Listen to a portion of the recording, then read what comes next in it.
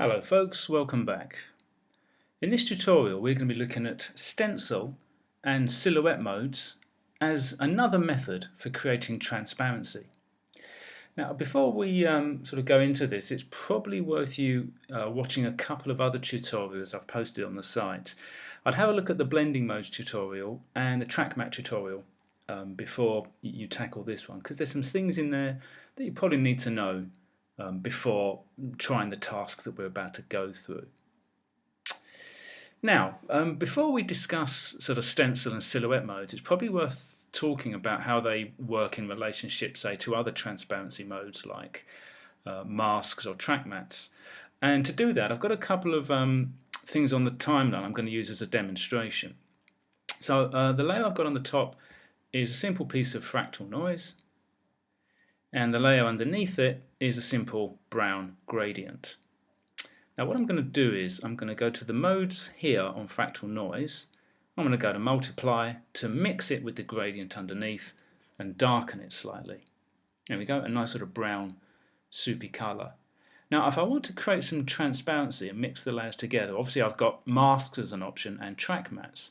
So I'm going to select the fractal layer, go to mask, and I'm going to click and drag. Now as you can see with the mask, it's cut out this portion of the layer and it's created transparency around the edges here. The mask only works on the layer we've applied it to. So in this case, the mask here only works on the fractal layer and it's left transparency around the edges. I'm going to remove that mask, and we could try the track matte option as well to do some transparency work. So I'm going to go to layer, new solid, and I'm just going to click on OK and create a white solid and just drag that down to there. And down here in my track matte column, I'm going to go to Luma Matte. And the thing about Luma Matte is it's a little bit like the mask. It's only going to work on the one layer underneath. So when I click on Luma Matte, it's done a similar thing to the mask. It's actually created transparency around the edges here, here, here, and here, because it's only worked on the one layer, in this case the fractal layer, and it hasn't created any transparency on the gradient layer. Right, I'm just going to remove that track matte and just turn the white solid back on like so. Now this is where silhouette and stencil modes can come in handy, because what they'll do is if you apply them to the layer at the top, they'll create transparency on all of the layers that lay underneath. So in this case we'll get transparency on the fractal layer and on the gradient layer. So go to your mode column and we've got stencil alpha and stencil luma and silhouette alpha and silhouette luma modes. Now, I'm not going to really go into the difference between luma and alpha. I would say watch the track matte tutorial first to get an understanding of what they are. But the difference here is that when I go to stencil luma and apply it to the white solid, it'll create transparency on both the fractal and the gradient layer, like so. I can go back into my blending modes and go to silhouette luma. Now it's going to reverse the process. So stencil and then silhouette will simply reverse the process like so. Quite why, and I'm just going to scroll back down to it again, it's not called inverted luma, I don't really know, but silhouette luma basically is like an inverted luma. So there we go, it's cut out a nice hole, a piece of transparency in the middle, but it's maintained the blend of layers around the outside.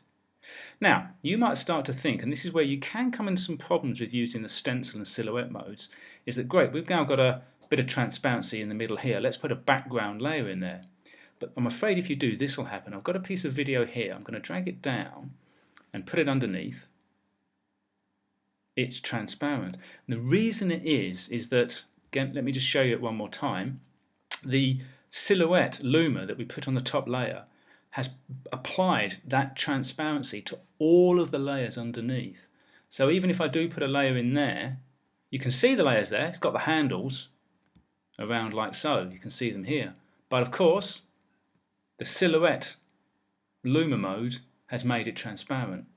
But there is a way around that, and it's simply just to pre-compose the work that you've done. So if we just select those 3 layers,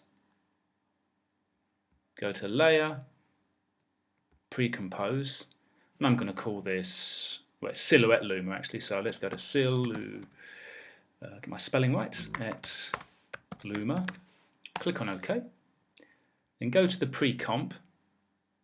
We can now grab the video layer, park it on the bottom, and it now does work as a background layer. Okay folks, so just a sort of a recap, it's found here in the blending modes, the stencils and the silhouettes. They are very much like track mats. That's the thing you want to do, is think of them as track mats, but the difference is, as opposed to working on one layer only, which a track mat does, it works on multiple layers underneath. Okay folks, hope you found that useful. See you in the next tutorial.